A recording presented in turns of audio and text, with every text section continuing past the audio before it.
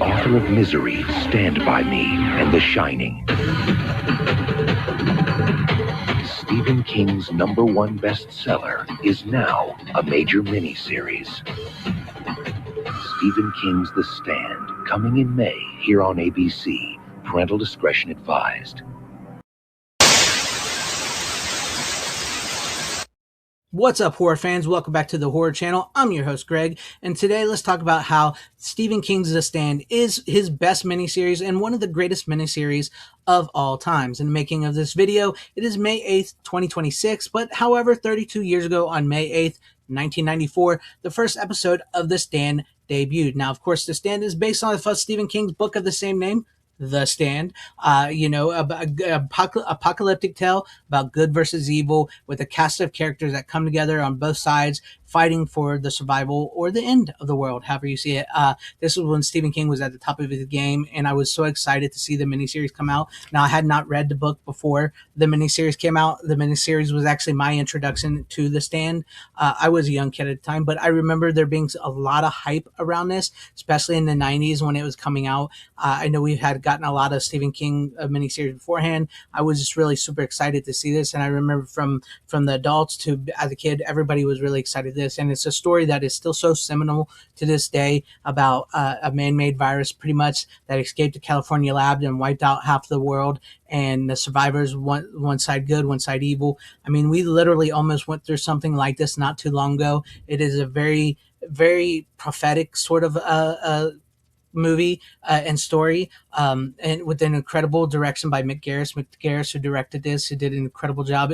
It comes across as so cinematic, this miniseries does. It was something in the 90s that I'd never really seen before. Yes, there's always been miniseries, but this miniseries was done in a way where it felt like a big budget blockbuster action. Well, I should say action, but like a big budget blockbuster movie for the summer.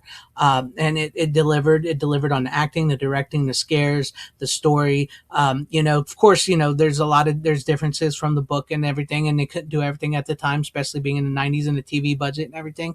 But it was done so well. I just remember this was a water cooler moment in time, because I remember after we'd have to wait. One of the things that the streaming era has done is it's killed these miniseries, because they try on these streaming services this is an event series for streaming and everything, but it doesn't capture even the remake of The Stand, which was for my money absolutely horrible, changed way too much, more than the book, more than the original 90s version. However you feel about Stephen King today, I don't think he's the same as he once was, and him writing a new ending for that that is just horrible. I would never recommend that to anybody. And there's even rumors of a new Stand being made again, which I don't think that's never happened.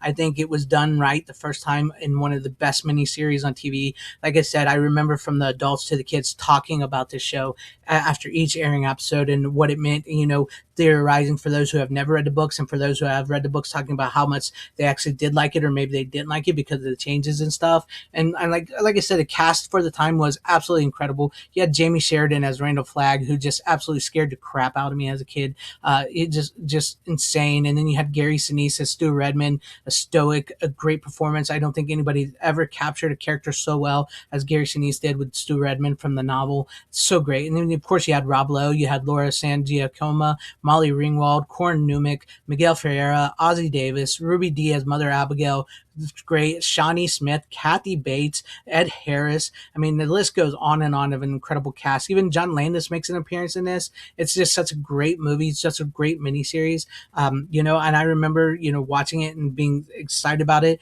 And I remember you wanting to see it again and again. And back in the day, right, when it aired on TV, you didn't have, unless you recorded it on your VCR or something, you didn't have that moment time where you could go back and rewatch it.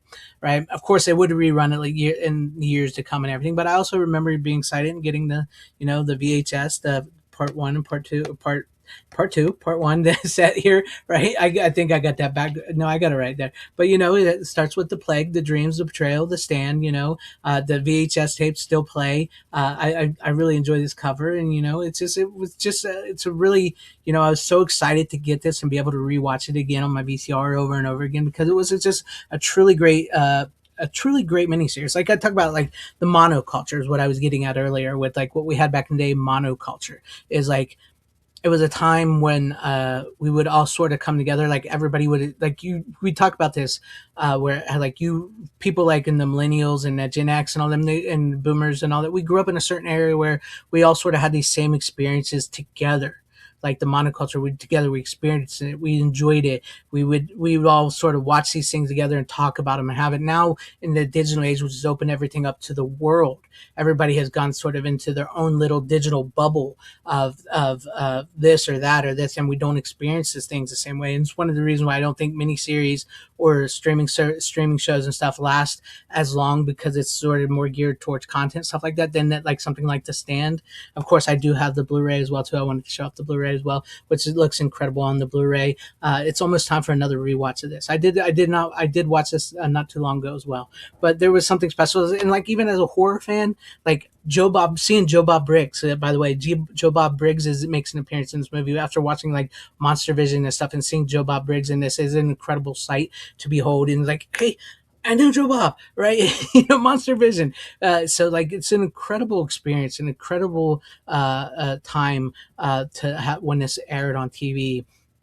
It's just something so special about it, so incredible that I just don't think you can recapture. Of course, I think Stephen King's It is another great miniseries. I would probably have to rank The Stand and It as my two favorite Stephen King miniseries of all time, and two of the best miniseries to ever air on TV. And it's a shame that that's like the fact that I have physical media of this and like a Blu-ray copy of this, because not many things like from TV era really get put out, much. I mean, some of them got on VHS back in the day and everything, but a lot of them kind of just like came and went, and a lot of them aren't, don't get this. So that shows you how the power of this in and of itself, and how lasting power, and how so many people love it, and why they're still trying to make it, which they shouldn't try. It was done right first time. Mick Garris nailed it as far as I'm concerned.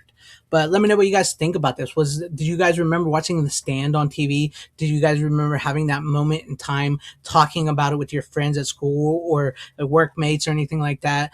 What is your favorite Stephen King miniseries? What is your favorite miniseries of all time? Let me know that in the comments section down below. And if you liked what you saw here, maybe consider hitting that like button or subscribing, hitting that bell for notifications. That'd be awesome if earning you guys' subscriptions.